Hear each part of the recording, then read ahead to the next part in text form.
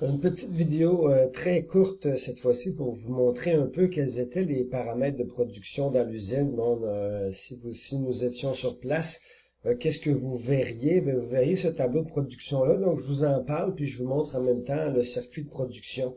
Donc, pendant vos tournées d'inspection ou pendant d'autres exercices que vous pourrez faire entourant le laboratoire 110-114, bien, voici à quoi il ressemble quand on jette un coup d'œil. Donc, qu'est-ce qu'on a? Ah, ben, on peut regarder le tableau du 114 pour commencer à faire cette petite tournée-là. On a le TC208 qui est à 25 degrés. Qu'est-ce que c'est ça, le TC208 à 25 degrés? Ben, je vous rappelle que c'est ce réservoir-là, le TC208, c'est la température maximum du réservoir. Et si il atteint sa température maximum, il va commencer une vidange du réservoir grâce à la vanne mécanique. Suite à ça, la vidange va avoir lieu. On va détecter la baisse de niveau juste ici et à ce moment-là, la solénoïde va ouvrir. Quand la solénoïde va ouvrir, le réservoir va se remplir et ça va aussi initier la séquence de fermeture de la vanne automatique qui va faire en sorte que le réservoir va se remplir d'eau fraîche due à l'ouverture de la solénoïde sur l'alimentation d'eau de la ville et ainsi vidanger une partie de l'eau qui était trop chaude. Donc, en fait, c'est pas un contrôleur de température, mais bien un contrôleur de température maximum. On contrôle le maximum à 25 degrés. Si on atteint 25 degrés, bien, il y a une vidange dans le réservoir. Qu'est-ce qu'on a d'autre sinon? 18 gallons par minute pour le FC204. Ça veut dire que quand vous regardez votre FC204, qui est ici, ben, vous voyez 18 gallons par minute, tout simplement. L'autre élément, LC 301 à 55 degrés, 55%, pardon. Ah bien, ben, c'est le niveau du 300 tel que régulé par sa vanne, la LCV 301. On a aussi le TC, ça c'est important de noter le chiffre, le TC 400 ou le TC 401. En l'occurrence, on va s'approcher juste peut-être du tableau pour un peu mieux voir. En l'occurrence, on peut voir ici que nous sommes sur le TC 400 et nous sommes, c'est peut-être un peu mal écrit, mais nous sommes à contre-courant. Donc, bien, ce qu'on a en fin de compte, c'est le TC 400 qui reçoit sa charge par le bas, la charge ressort par le haut et va ainsi sortir vers son circuit de sortie. On voit qu'on est à contre-courant, c'est donc pour ça que je disais qu'on rentrait par le bas de toute façon. Le TC601, le TC601 c'est quoi?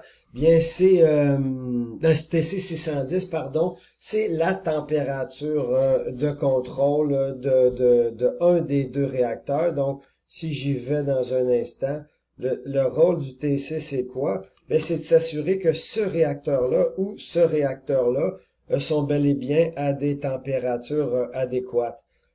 On pourrait, généralement, on sélectionne lui, parce qu'on est en train de créer, de simuler une cuvée dans le réacteur, et cette cuvée-là, ben, consomme évidemment l'eau chaude. Donc, le chiffre qu'on a vu là-bas, ben, c'est quoi? C'est exactement la température que l'on cherche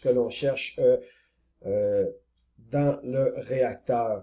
C'est donc une relation maître-esclave. On a le Temperature Indicator Controller qui fait moduler les deux vannes qu'on a ici, la vanne ou les deux vannes, dépendamment du circuit que l'on utilise.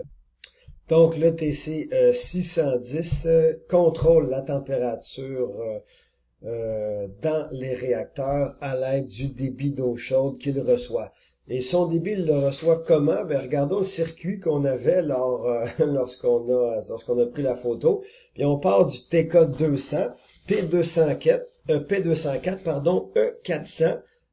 On va par la suite directement au réacteur R704 avant de retourner au TK300.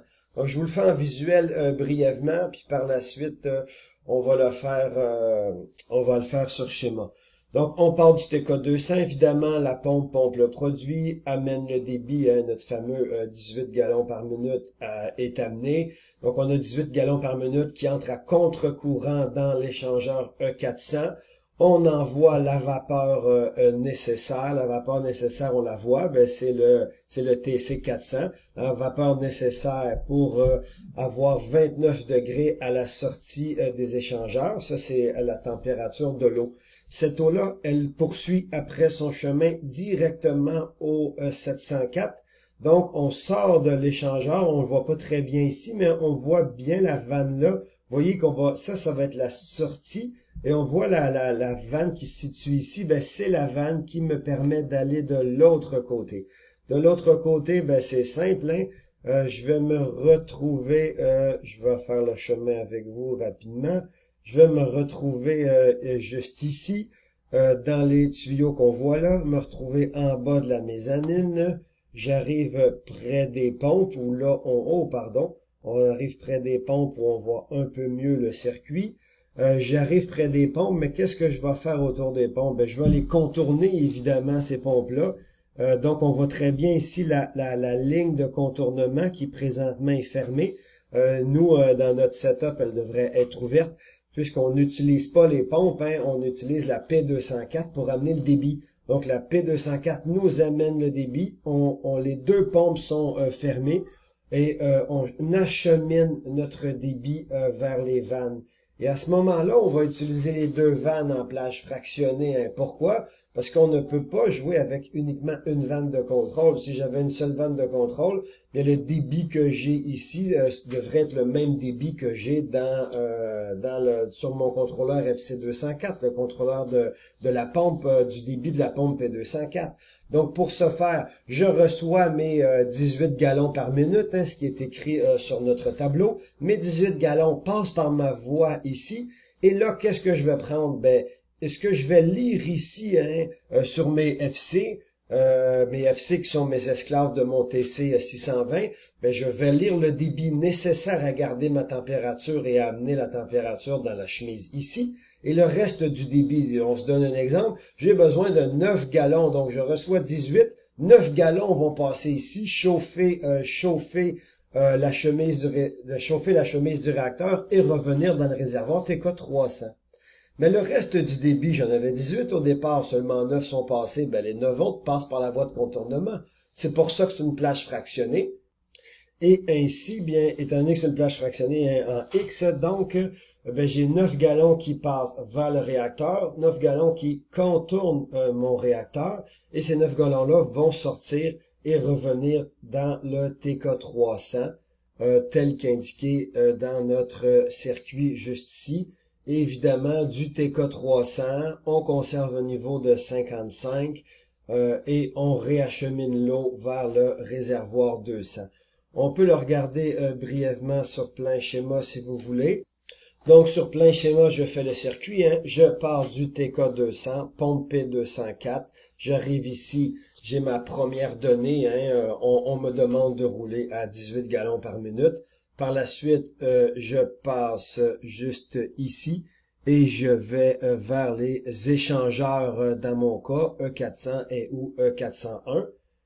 Donc, vers les échangeurs, bien on le voit ici, je viens du TK200. J'ai dit que j'étais à contre-courant, donc on est à l'inverse de la vapeur.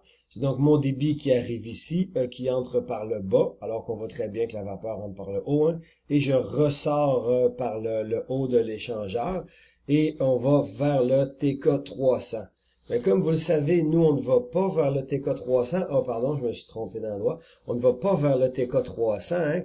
Alors, on vient des échangeurs, mais avant d'entrer dans le TK300, ben, on va vers le tag qu'on a là, vers le TK654, qui est un tag générique. Hein. Le TK654 n'existe pas, là. C'est un petit quelque chose qu'on devrait changer. Donc, je sors des échangeurs, comme je l'ai montré, et je vais vers TK754. ATK 754, c'est le tag que l'on voit ici, hein, sortie des échangeurs. Donc, j'arrive ici. On a dit qu'on n'entre pas dans les pompes, hein, donc on contourne les deux pompes. On arrive ici et là, j'ai la moitié de mon débit, si je continue mon exemple, 9 gallons par minute qui passent par la vanne de contrôle et qui achemine ce débit-là dans mon réacteur. Dans un des deux, nous on a choisi le R704, donc celui-là est isolé. Je rentre et je sors du 704 avant d'aller vers la sortie. Et l'autre vanne, elle fait quoi? Ben, elle prend mon 9 gallons résiduels, parce qu'à la sortie des échangeurs, j'ai toujours mon 18 gallons par minute. 9 sont passés dans ce circuit-là. 9 autres vont passer là. Et c'est ici qu'on va se rejoindre dans le circuit. Et là, on s'en va non pas vers le 200, mais bien vers le TK300. Et du TK300, qu'est-ce qu'on fait? Eh bien, tout simplement, on entre donc de TK754, ça c'est le chemin. On arrive ici dans le TK300, et dans le TK300, on contrôle le niveau à 55%, et on revient vers le TK200. Voici à quoi ressemble en fait votre tournée de votre tableau de production ainsi que du chemin que l'on utilise sur le parcours.